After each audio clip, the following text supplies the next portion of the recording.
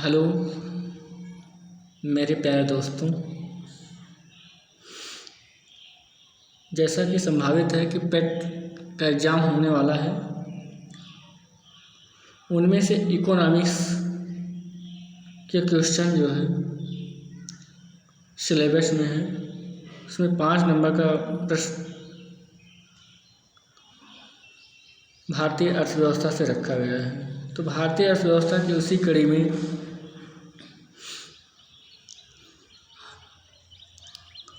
हम आगे बढ़ते हैं और देखते हैं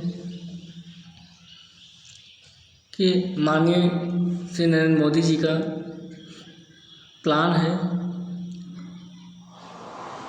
कि भारत जो है कब तक $5 ट्रिलियन की अर्थव्यवस्था वाला देश होगा।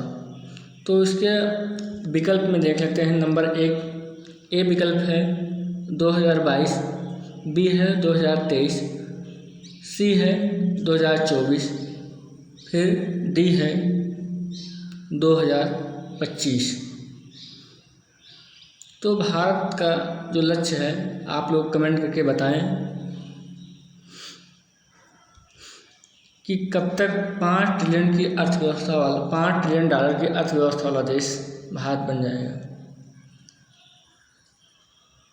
तो इसका राइट आंसर है 2024। 2024 तक भारत जो है $5 ट्रिलियन की अर्थव्यवस्था का लक्ष्य रखा गया है। कितने डॉलर? $5 ट्रिलियन। $5 ट्रिलियन। इसी में हम देखते हैं, तो हम देख लेते हैं भारतीय अर्थव्यवस्था किस रूप में वर्णित की जाती है।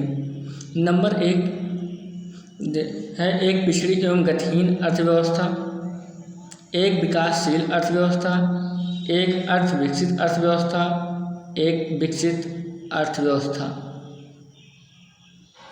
तो इसका सही आंसर है एक विकासशील अर्थव्यवस्था। एक विकासशील अर्थव्यवस्था। भारत की जो व्यवस्था है एक विकासशील अर्थव्यवस्था है। यह किस आधार पे है? तो पूरे विश्व की जो अर्थव्यवस्था होती है इसके 3 कड़ी होते हैं। ये विकास के स्तर के आधार पर होती है अर्थव्यवस्था। एक होती है विकसित अर्थव्यवस्था, नंबर 2 होती है विकासशील अर्थव्यवस्था, नंबर 3 होती है अल्प विकसित अर्थव्यवस्था। तो हम विकसित अर्थव्यवस्था की बात कर लेते हैं। जिस देश के जीडीपी में द्वितीयक एवं तृतीयक क्षेत्र का योगदान सर्वाधिक होता है, उस देश की अर्थव्यवस्था विकसित अर्थव्यवस्था कहलाती है। जैसे कि अमेरिका हो गया, फ्रांस हो गया, ब्रिटेन हो गया, जापान हो गया। ये सब जो व्यवस्था है विकसित अर्थव्यवस्था है, क्योंकि यहाँ पे द्वितीयक एवं तृतीयक क्षेत्र में उस देश के जीडीपी में योगदान सर्वाधिक है। तो हम इसमें जान लेते हैं कि सर्वप्रथम प्राथमिक क्षेत्र क्या है, द्वितीयक क्षेत्र क्या है और तृतीयक क्षेत्र क्या है। तो प्राथमिक क्षेत्र की अगर हम बात करते हैं तो जो कृषि से जुड़ी हुई, जो प्रकृति से या नेचर से सीधे जुड़ा हुआ होता है उसे प्राथमिक क्षेत्र बोला जाता है। जैसे खनन हो गया, खनन में से लोहा खनन हो गया, कोयला उत्पादन हो गया, पेट्रोलियम उत्पादन हो गया। जब ये खनन करके निकाला जाता है, सीधे प्रकृति से निकाला जाता है, तो इन क्षेत्रों को प्राथमिक क्षेत्रों की श्रेणी में रखा जाता है। द्वितीयक क्षेत्र वो क्षेत्र होते हैं जो प्राथमिक क्षेत्रों का उपयोग करके विनिर्माण किया जाता है। विनिर्माण की बात कर लेते हैं। एक होता है निर्माण, दूसरा होता है विनिर्माण। तो निर्माण किसे कहते हैं और विनिर्माण किसे कहते हैं?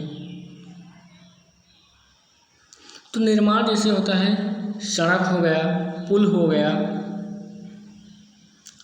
मकान हो गए, जहाँ पर एक चीज़ बन गया, जहाँ पे एक बार एक वस्तु का निर्माण, एक चीज़ का निर्माण वहाँ पे हो गया, फिर वहाँ पे अन्य चीज़ों का निर्माण नहीं होता है, तो उसे बोलते हैं विनिर्माण, निर्माण बोलते हैं उसे। क्या बोलेंगे? निर्माण बोलेंगे। विनिर्माण क्या होता है?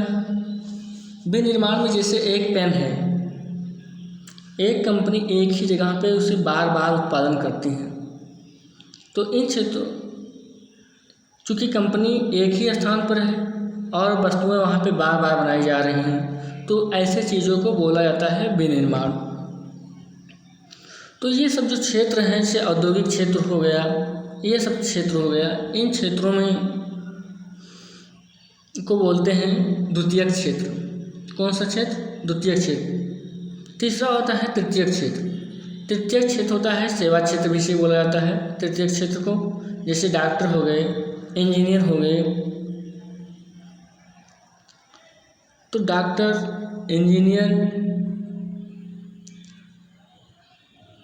के अलावा हम अगर बात करेंगे होटल में काम करने वाले लोग, कहने का मतलब है जो आपको सेवा देते हों, वो तृतीयक क्षेत्र के कहलाते हैं।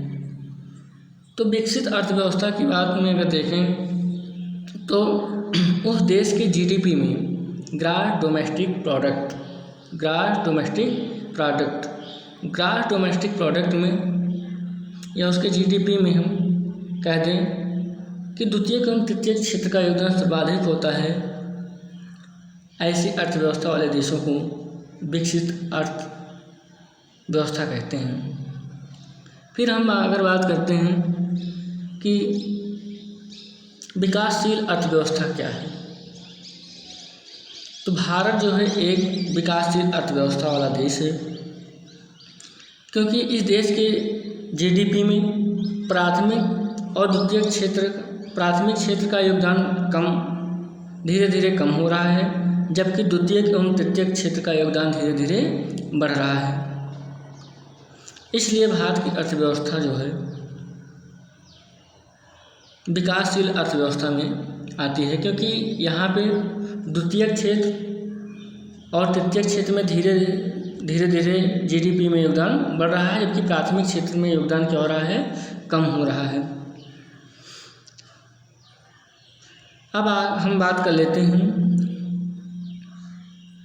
कि अल्प विकसित, नाम तो लिखा है अल्प विकसित, तो अल्प विकसित में ये बहुत ही कम, यानी विकासशील से भी लोअर में है। तो विकासशील से लोअर का अर्थ है कि जिस देश के जीडीपी में प्राथमिक क्षेत्र का योगदान सर्वाधिक होता है, उस देश को हम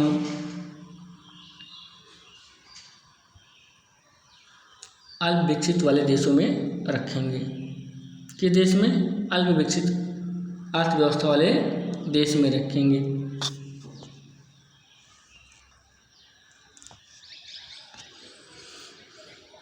अगला क्वेश्चन है कि भारतीय अर्थव्यवस्था है मिश्रित अर्थव्यवस्था है, समाजवादी अर्थव्यवस्था है कि पूंजीवादी अर्थव्यवस्था है कि गांधीवादी समाजवादी अर्थव्यवस्था है। तो ये जो व्यवस्था है, कौन सी व्यवस्था है? भारतीय अर्थव्यवस्था जो है मिश्रितवादी अर्थव्यवस्था है या मिश्रित अर्थव्यवस्था है। ये कैसी व्यवस्था है? व्यवस्था में आपने देखा था कि विकास के स्तर के आधार पर अर्थव्यवस्था। अब हम देखेंगे कि सरकार या राज्य के हस्तक्षेप के आधार पर अर्थव्यवस्था क्या होती है। तो देखेंगे कि सरकार के हस्तक्षेप के आधार पर, तो सरकार के हस्तक्षेप के आधार पर बात करें अगर हम, तो ये अर्थव्यवस्था देखेंगे तो 3 प्रकार की ये भी व्यवस्था होती है। नंबर 1 होती है पूंजीवादी अर्थव्यवस्था। नंबर 2 होता है समाजवादी अर्थव्यवस्था। नंबर 3 होता है मिश्रित अर्थव्यवस्था। तो देख लेते हैं पूंजीवादी अर्थव्यवस्था। पूंजीवादी अर्थव्यवस्था पूंजीवादी अर्थव्यवस्था को अनियंत्रित अर्थव्यवस्था भी कहते हैं। अनियंत्रित अर्थव्यवस्था भी कहते हैं क्योंकि इस पर सरकार का कोई नियंत्रण नहीं रहता है। सरकार इस पर कोई नियंत्रण नहीं करती है। सरकार छोड़ देती है कंपनियों पे कि वो अपना रेट तय करे। उसको बाजार तय करता है रेट, वो सरकार से कोई लेना देना नहीं रहता है। तो इसे बोलते हैं अनियंत्रित अर्थव्यवस्था। अनियंत्रित अर्थव्यवस्था जैसे अमेरिका की व्यवस्था है, फ्रांस की है, ब्रिटेन का है। तो इन सारे देशों की अगर अर्थव्यवस्था देखें तो ये पूंजीवादी अर्थव्यवस्था है। इसे अनियंत्रित अर्थव्यवस्था कहा जाता है। इस पर सरकार का कोई हस्तक्षेप नहीं होता है। दूसरी अर्थव्यवस्था की बात करें तो समाजवादी अर्थव्यवस्था। तो इसमें ये सरकार तय करता है कि उत्पादन कितना करना है, उसका रेट क्या होगा, उसको कितने रुपए में बेचा जाएगा। ये उत्पादक तय नहीं करेगा बल्कि इसका निर्धारण सरकार करती है कि कितना उत्पादन करना है, क्या करना है। तो इस सब पे नियंत्रण सरकार रखती है।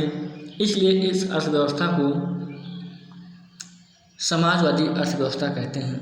जैसे कि रूस की व्यवस्था। तो रूस की अर्थव्यवस्था कैसी है? समाजवादी है। क्योंकि जब भारत स्वतंत्र हुआ था, जब स्वतंत्र हुआ भारत, तो भारत पूरा विश्व जो है 2 खेमों पे बटा हुआ था, एक पूंजीवादी, दूसरी समाजवादी। भारत नया नया देश उभरा था। उस समय भारत के पास संकट था कि हम किस गुट में शामिल हों। तो भारत ने न तो समाजवादी अर्थव्यवस्था को अपनाया और न ही पूंजीवादी अर्थव्यवस्था को अपनाया, बल्कि उसका मिला जुला रूप मिश्रित अर्थव्यवस्था का। कुछ क्षेत्रों में नियंत्रण वाली अर्थव्यवस्था पूंजीवादी अर्थव्यवस्था को अपनाया और कुछ क्षेत्रों में जो है समाजवादी अर्थव्यवस्था को अपनाया। इस प्रकार भारत की अर्थव्यवस्था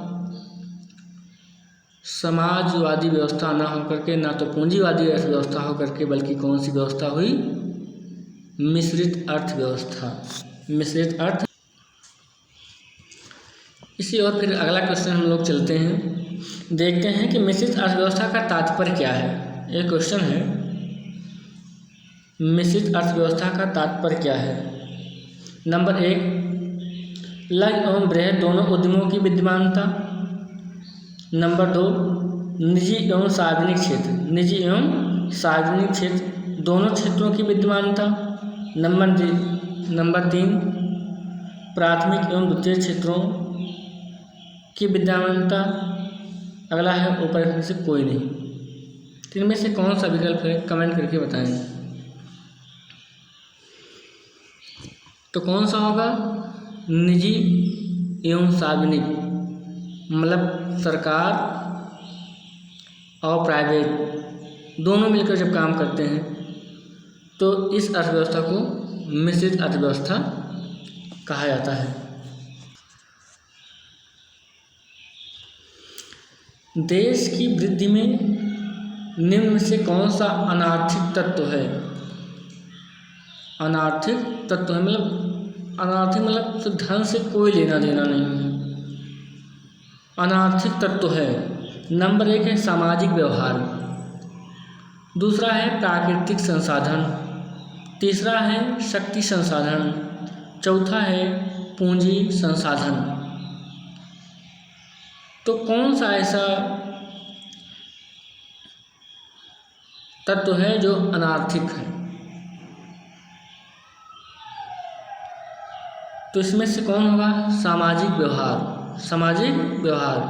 इसमें कोई अर्थ लेना देना नहीं है। जबकि प्राकृतिक संसाधन की अगर बात करें तो ये भी धन है। जिस देश का प्राकृतिक संसाधन जितना ज़्यादा संपन्न रहता है वो देश उतना ज़्यादा समृद्धशाली होता है, उसको दोहन करने की क्षमता भी होती है। पूंजी संसाधन की बात करें तो पूंजी संसाधन तो आर्थिक है ही, क्योंकि पूंजी है तो सब कुछ है। अगला क्वेश्चन है, भारत की अर्थव्यवस्था कैसी है? पुनः एक बार, भारत की अर्थव्यवस्था कैसी है? नंबर 1 पिछड़ी हुई है, नंबर 2 विकसित अर्थव्यवस्था है, नंबर 3 विकासशील है, नंबर 4 अल्प विकसित है। किस तरीके से, किस प्रकार की अर्थव्यवस्था है? तो कैसी व्यवस्था है? विकासशील अर्थव्यवस्था है। कुछ लोग गलती से अल्प विकसित लगा देंगे, लेकिन अल्प विकसित मतलब हो गया कि सबसे कम विकसित, मतलब विकासशील से भी नीचे। नेक्स्ट क्वेश्चन देखते हैं, विकास का भारतीय मॉडल, विकास का भारतीय मॉडल किसके हितों की सुरक्षा करता है? किसके हितों की सुरक्षा करता है? नंबर 1 व्यक्ति की, नंबर 2 राज्य की, नंबर 3 है व्यक्ति और राज्य दोनों की, नंबर 3 है ना तो व्यक्ति की ना तो राज्य की। तो विकास का भारतीय मॉडल, विकास का भारतीय मॉडल किसके हितों की सुरक्षा करता है? तो जैसा कि हम जानते हैं कि भारत किस प्रकार की अर्थव्यवस्था वाला देश है? मिश्रित अर्थव्यवस्था वाला देश है। कौन सी अर्थव्यवस्था है? मिश्रित अर्थव्यवस्था है। अगर व्यक्ति की बात कर ली जाए तो व्यक्ति तो निजी हो गया, निजी क्षेत्र का, और राज्य, ये सार्वजनिक क्षेत्र की बात हो गई, राज्य की बात हो गई। तो ऐसे में दोनों व्यक्ति होंगे, व्यक्ति भी होगा और राज्य भी होगा। व्यक्ति और राज्य दोनों के हितों की जो हमारा पंचवर्षीय योजना थी, जो इसका मॉडल था, जो अपनाया गया था व्यवस्था, ये इसी व्यवस्था को अपनाया गया। कैसी अर्थव्यवस्था होनी चाहिए? मिश्रित अर्थव्यवस्था की बात की गई थी। तो मिश्रित अर्थव्यवस्था में व्यक्ति भी आएगा और राज्य भी आएगा। इसलिए ये जो क्वेश्चन है कि भारत का भारतीय मॉडल किसके हितों की सुरक्षा करता है? किसके हितों की सुरक्षा करता है? तो व्यक्ति की भी करता है और राज्य का भी करता है। एक अर्थव्यवस्था की बात करते हैं संबंध के आधार पर। अर्थव्यवस्था संबंध के आधार पर, एक होती है बंद अर्थव्यवस्था, नंबर 2 होती है खुली अर्थव्यवस्था। तो बंद अर्थव्यवस्था या क्लोज इकोनॉमी उस देश में होती है जिस देश में ना तो व्यापार हो और ना ही आयात हो। तो ऐसी अर्थव्यवस्था को बंद अर्थव्यवस्था कहते हैं। अगली अर्थव्यवस्था अगर इसमें बात करें तो खुली अर्थव्यवस्था होती है। कौन सी होती है? खुली अर्थव्यवस्था होती है। तो खुली अर्थव्यवस्था में की अगर बात करें तो इसमें किसी भी प्रकार का हस्तक्षेप नहीं होता है, व्यापार किया जा सकता है। चलिए आज इतना ही। नेक्स्ट वीडियो में पुनः जो है पंचवर्षीय योजना पे क्वेश्चन आंसर रखा जाएगा। ओके, धन्यवाद।